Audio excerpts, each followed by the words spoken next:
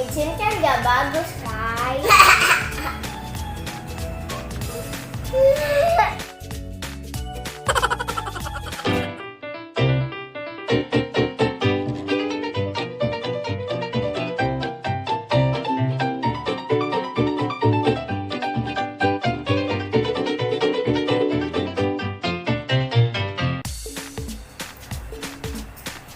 Kai, kamu sering banget makan micin?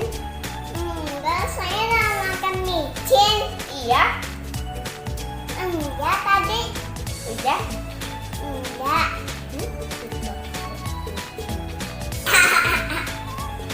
Waktu itu kamu juga makan? Kapan? Waktu itu loh. Ini, ini,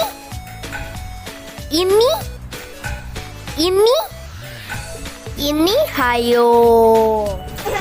Kamu jangan banyak manis-manis tuh. Tidak bagus. Aku nggak sering makan gula-gula mulu. Waktu itu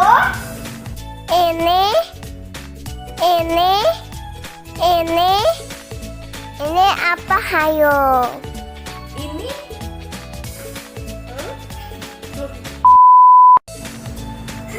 Iya juga sih. Ini banyak manis. Jangan makan micin. Ya. Kenapa nih berantem? Karena makan micin. Kakak makan manis-manis. Yang nggak bagus yang mana nih? Yang nggak bagus yang mana? Dua-duanya nggak bagus. Hah?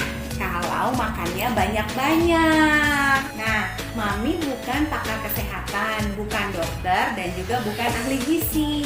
Tapi nih ya, ini Mami ambil dari websitenya di Asian Parent. Benarkah micin atau MSG bisa merusak otak anak?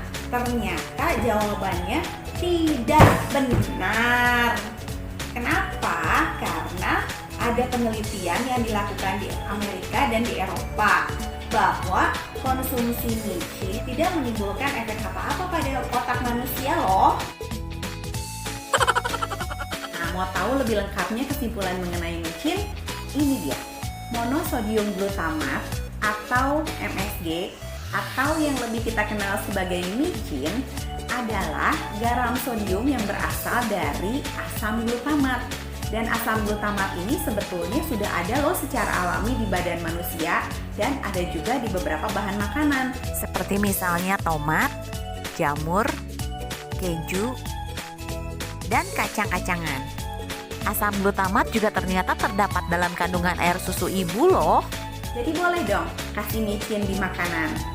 Boleh, dengan takaran yang tidak terlalu banyak. Jadi seberapa banyak kita boleh memberikan micin pada anak? Nah, kita perlu tahu dulu, sebetulnya tujuan dari penggunaan micin adalah mengurangi penggunaan garam. Yang kita tahu garam itu tentu tidak baik kalau digunakan banyak-banyak untuk tubuh manusia. MSG sendiri itu nggak ada rasanya, tapi MSG itu menguatkan rasa makanan, jadi bikin makanan tambah enak. Kalau ditanya berapa takaran yang boleh diberikan kepada anak, jawabannya adalah tidak ada takaran yang pasti. Faktanya, micin itu bila digunakan terlalu banyak akan menjadikan makanan terasa pahit. Bunda perlu ingat bahwa semakin banyak micin yang digunakan, semakin tidak enak atau semakin pahit rasa makanannya, bukan semakin enak. Lalu kalau mau otak anak kita berkembang secara maksimal bagaimana? Ternyata jawabannya adalah berikan nutrisi yang cukup dan tepat pada anak. Makan yang sehat ya teman-teman, supaya kuat dan tumbuh besar.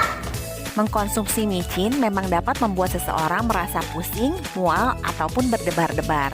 Nah, tentu saja ini hanya berlaku pada orang yang alergi terhadap micin atau pada mereka yang nekat mengkonsumsi micin seperti ini.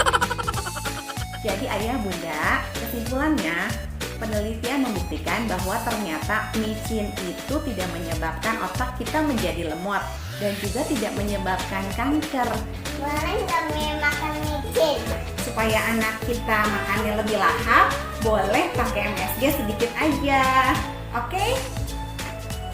Kalau untuk lebih amannya lagi, ayah Ayah dan Bunda bisa mengganti micin pada masakannya dengan gula. Tapi kan gula juga nggak bagus buat tubuh manusia. Nah, kita bahas mengenai gula sekarang ya. Betul nggak sih gula berbahaya? Betul kalau dikonsumsi secara berlebihan. Tapi apa benar penyakit gula juga bisa menyerang pada anak? Betul sekali. Ini ya, beberapa informasi yang saya temukan dari artikel Alo Dokter. Artikel ini ditulis pada tanggal 31 Januari 2020, jadi baru-baru ini ya. Penyakit diabetes yang menyerang pada anak berusia 0 sampai dengan 18 tahun itu sudah meningkat lebih dari 1000 kasus loh di Indonesia. Ada 2 macam tipe diabetes. Yang pertama adalah diabetes tipe 1.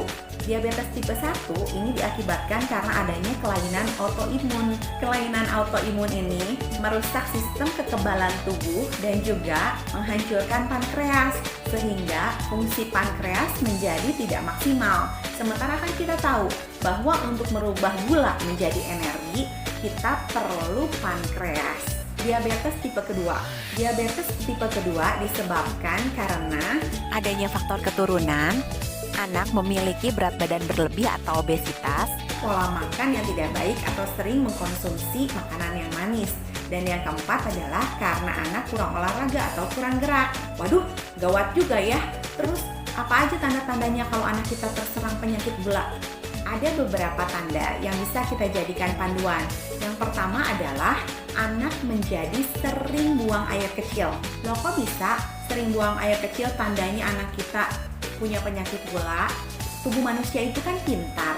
Jadi kalau kita terserang penyakit gula, tubuh kita akan berusaha untuk mengeluarkan gula darah yang berlebih lewat urin. Kita jadi lebih sering buang air kecil. Gejala yang kedua adalah anak jadi sering merasa haus. Loh, apalagi hubungannya? Hubungannya dengan poin yang pertama.